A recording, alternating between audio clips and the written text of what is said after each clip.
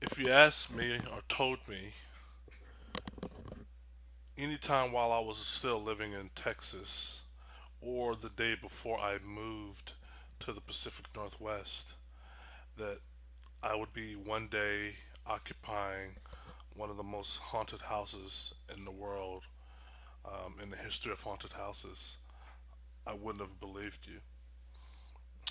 If you told me that my decision to move to the Pacific Northwest is going to put me in counter with nearly almost face to face with an unseen force, what we now regard as poltergeist, I would have laughed at you. And there, ladies and gentlemen, is where the story starts. Um, I, at a very young age, had decided to, or had always wanted to, live in the Pacific Northwest. It was a dream of mine at a very young age, actually. Um, and in 2005, I set out to fulfill that dream. Uh, Almost immediately after college, I took on the role or interest or pursued my interest in the technology field by working for companies like Dell Computer and Verizon, what is now called Verizon. And that's where some of my interests peaked in the information technology field. And my interest just grew and grew and grew to where the time had come for me to unplant myself and move to Seattle, or what we now regard as the Pacific Northwest. So it was a journey, and it was a journey that I was willing to take. It was a risk, leaving friends and family. I was gainfully employed while living in Texas, so I was letting everything go. But the risk and the reward to me were incomparable, and I really wanted to live elsewhere. And in 2005, that's when that journey began. So I set forth on my journey, and that's what I was doing. The Pacific Northwest at that time had made a name for itself for being pretty much the second hub for technology, second only to San Jose, California, which was never a consideration for me. Portland, Oregon was, but not because of the tech sector, but just because of the proximity to the Pacific Northwest. But Seattle, with the companies such as Microsoft, which is where my first job was when I moved here, was Microsoft, working on the Xbox team, which was phenomenal, and landing on both feet essentially. But when you plant, or I guess take up root or uproot yourself and move halfway across the country, leaving everybody behind, there's a risk. And I was nervous. I was scared. It was going to be just me living up here. I knew not a soul. I repeat, I knew not a soul. No pun intended there. But I wanted to grow. I wanted to see new things and find new things. I've always had a fascination with diverse cultures, diverse people, the technology. I was a big fan of Microsoft. I was bought into the vision of what not Steve, pardon me, but what Bill Gates was doing in competition with Steve Jobs. I'm a Windows guy. So there was that. And then there was the open water. I love to fish, but I grew up freshwater fishing, and I wanted to feel what it was like to saltwater fish.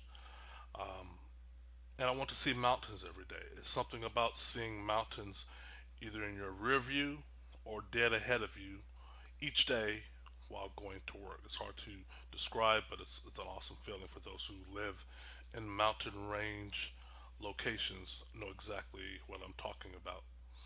So there I was, moving to a new part of the country, trekking or making my career path, planting my flag, if you will, in the information technology space, working with some awesome, fantastic companies. And then came the Bothell Hell House. The Bothell Hell House, as you know, the book, which I'm hoping all of you have read or will read. This mini documentary, the Bothell Hell House mini documentary, as it is called, is both a high level and drilled down view of that book. I'm going to go chapter by chapter uh, and talk about each chapter because I want to provide insight. I want to provide information. I want to, while alive, constantly provide true story versus fiction about the case, about what happened, what really happened in the Bothell house. What happened, why it happened, why we don't know why it happened, and provide you, the viewer, the listener, an insight, perhaps like never before, of feeling and understanding what our mind was like at the time, mine specifically, when living in the Bothell Hell House. When you have a case like this, for me, you know, it was very important when I moved to Seattle to set up roots and sort of come up with a structure to where I could be self sustaining rather quickly.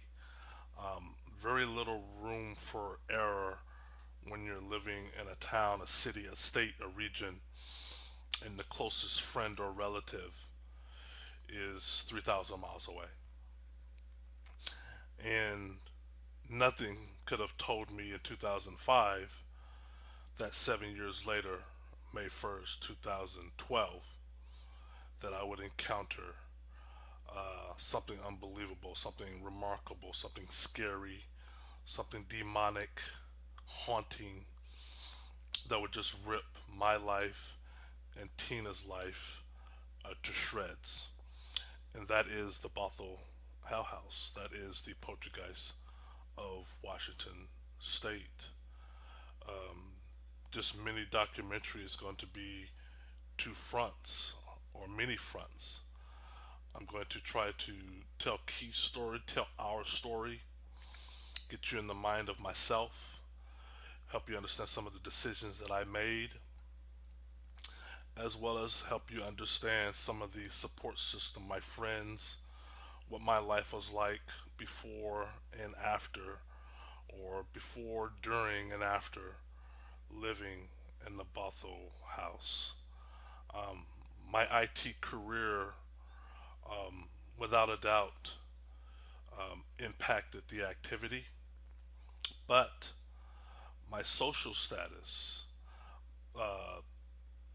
the petal, if you will, rose petal that began to bloom over time with having a good foundation of friends, of having a social life.